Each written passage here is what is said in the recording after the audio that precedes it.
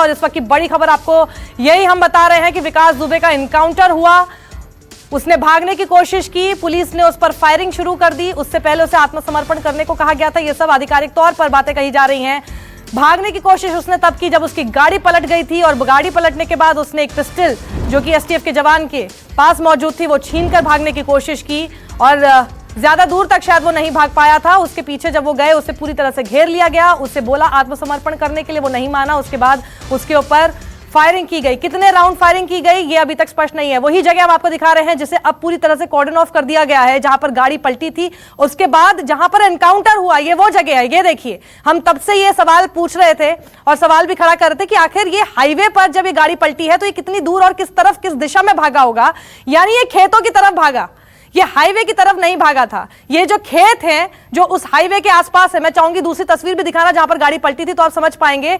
दोनों तरफ खेत थे और एक तरफ ये भागना शुरू हुआ और ये वो जगह है जहां पर एनकाउंटर विकास दुबे का अब से थोड़ी देर पहले हुआ है और इस जगह को अब पूरी तरह से कॉर्डन ऑफ कर दिया गया है। उसके बाद तमाम तरह के सवाल जो कि हैं और एक सबसे मेजर सवाल कि कितने राउंड फायरिंग हुई थी वो सवाल पूछा जा रहा है।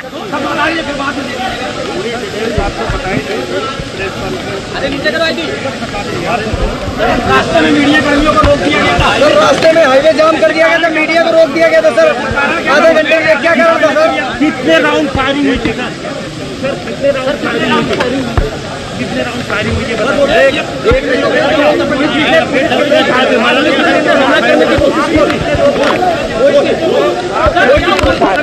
कहाँ हुआ एनकाउंटर सर? सर कहाँ हुआ एनकाउंटर? कहाँ हुआ एनकाउंटर?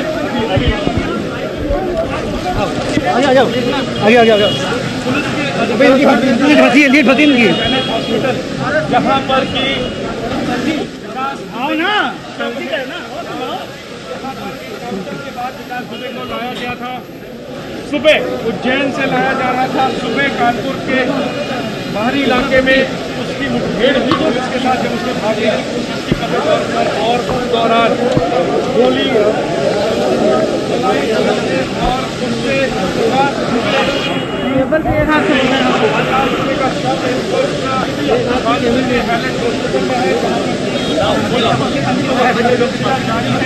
हालांकि अधिकारी को पता नहीं है कि टेलीविजन स्क्रीन पर जो एक एक करके पूरे घटनाक्रम को बयां कर रही है। सबसे पहली तस्वीर जहां पर गाड़ी पलटी, जो गाड़ी पलटी जिसमें विकास दुबे मौजूद था उसकी तस्वीर है।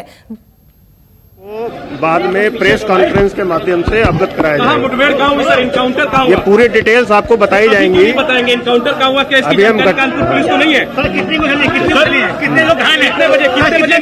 कितने बजे इनकाउंटर हुआ? पुलिस के 4 लोग एक्सीडेंट में घायल हुए हैं जिनका सीएससी कल्याणपुर में इलाज चल रहा है। कितने बजे इनकाउंटर हुआ सर? सर कितने बजे इनकाउंटर हुआ?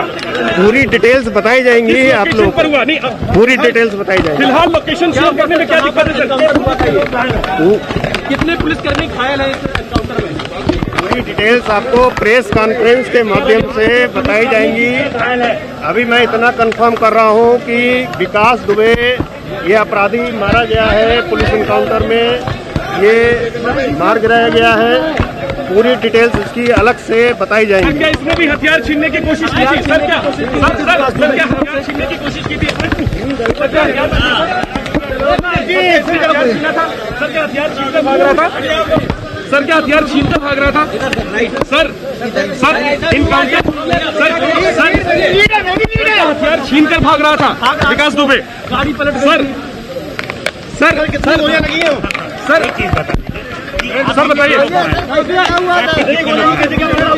पुलिस के कितने लोग हैं?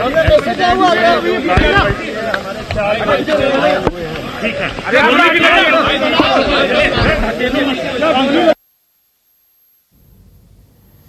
तो देखिए कितने सारे सवाल हैं इस वक्त पत्रकारों के मन में जिसके जवाब अभी नहीं दिए जा रहे हैं। ये कहा जा रहा है कि एक बाकायदा प्रेस ब्रीफिंग की जाएगी जिसमें सब तरह के सवालों के जवाब दिए जाएंगे।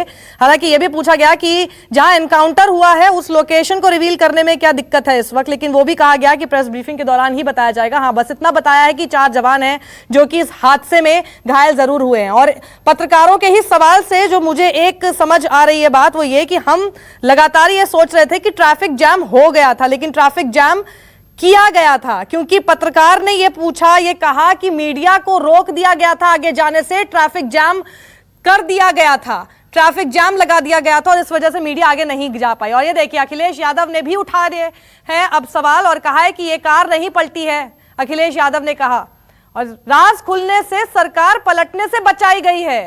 अखिलेश यादव का बड़ा प्रहार योगी सरकार पर, विकास के एनकाउंटर पर अखिलेश यादव ने देखिए यह ट्वीट किया है कि दरअसल यह कार नहीं पलटी है,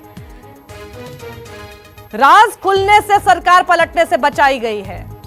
तो अखिलेश यादव जिन्होंने कल भी एक ट्वीट करके कहा था कि जो विकास दुबे को पकड़ा गया है, अब जरा उसके पुराने जितने कॉल रिकॉर्ड्स हैं वो साफ कर दिए जाएं, वो पब्लिक डोमेन में लाए जाएं ताकि सारी बातें साफ क्लियर हो जाए। अशोक तिवारी हमारे साथ जुड़ गए। अशोक देखिए, मैं बोल ही रही थी कि राजनीतिक प्रतिक्रियाएं अभी धीरे धीरे आनी शुरू हो जाएंगी। पहले जयंत चौधरी, अब अखिलेश यादव लगातार ये सवाल उठा रहे हैं कि अदालतें या तो बंद कर देनी चाहिए, क्योंकि सब कुछ तो इसी नीति के तहत चल रहा है। यानी ये पूरी तरह से सवाल यही है, शक यही है कि ये एनकाउंटर जो है ये जानबूझकर किया गया है। दोनों की तरफ से इसी तरह के सवाल है।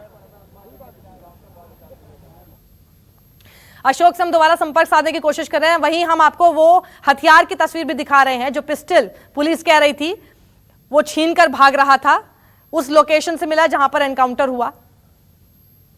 कुछ लोग घायल हैं, अभी हम उनसे वार्ता करके आपको अवगत कराएंगे। क्या उसने पिस्टल वगैरह भी छीनने की कोशिश? वो तो मैंने आपको अभी बताया कि पचौड़ी जी की पिस्टल जो है छीन करके भागने की कोशिश किया, उसी में मुठभेड़ हुई है और उसमें उसने फायर किया था पुलिस पार्टी में, जिसमें जवाबी फायरिंग में हमारी पिस्टल के जो हमारे जो STF के कमांडो थे उन्होंने जाते हैं उसको मुठभेड़ में मार गिराया। कौन था भाई?